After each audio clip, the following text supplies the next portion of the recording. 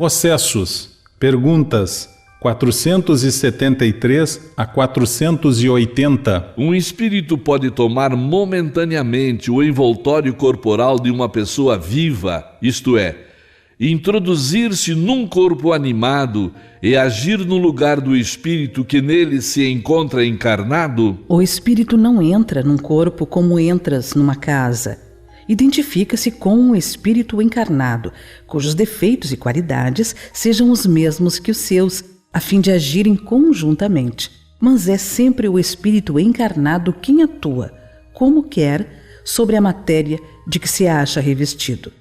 Um espírito não pode substituir-se ao que está encarnado, pois este terá que permanecer ligado ao seu corpo até o termo fixado para sua existência material. Se não há possessão propriamente dita, isto é, coabitação de dois espíritos no mesmo corpo, pode a alma ficar na dependência de outro espírito, de modo a ser por ele subjugada ou obsidiada, a ponto de sua vontade vir a achar-se, de certo modo, paralisada? Sim, e são esses os verdadeiros possessos.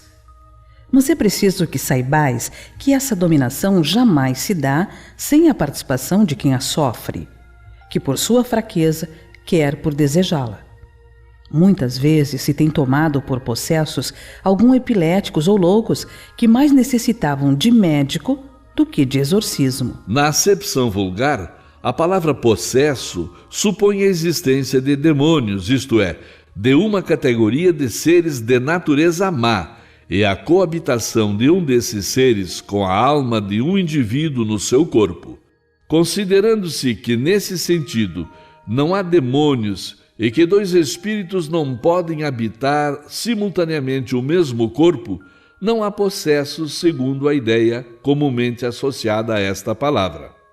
Pela palavra, possesso deve-se entender apenas a dependência absoluta em que uma alma pode achar-se com relação a espíritos imperfeitos que a subjuguem. Pode uma pessoa por si mesma afastar os maus espíritos e libertar-se do domínio deles? Sempre se pode sacudir um jugo quando se tem vontade firme. Não pode acontecer que a fascinação exercida por um mau espírito seja tal que a pessoa subjugada não perceba?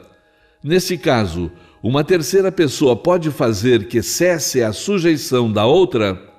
Que condição deve preencher essa terceira pessoa? Se for um homem de bem, sua vontade poderá ajudar, apelando para o concurso dos bons espíritos.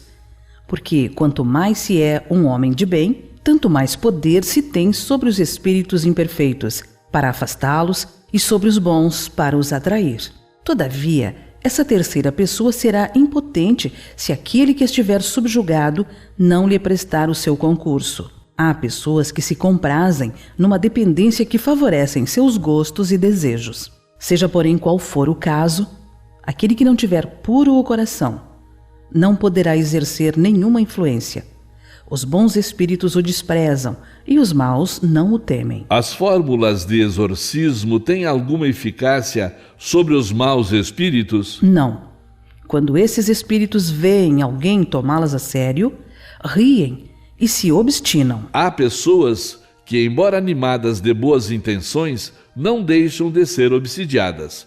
Qual o melhor meio de nos livrarmos dos espíritos obsessores? Cansar-lhes a paciência. Não dar nenhuma importância às suas sugestões e mostrar-lhes que estão perdendo seu tempo.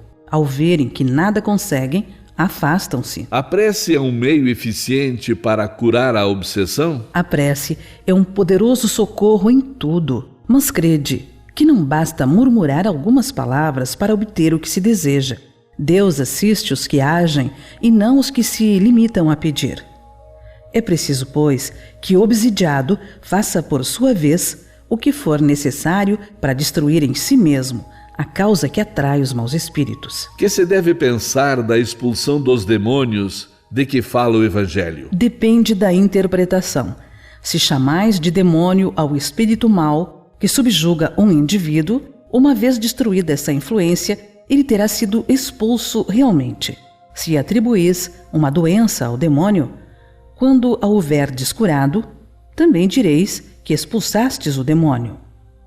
Uma coisa pode ser verdadeira ou falsa, conforme o sentido que se der às palavras.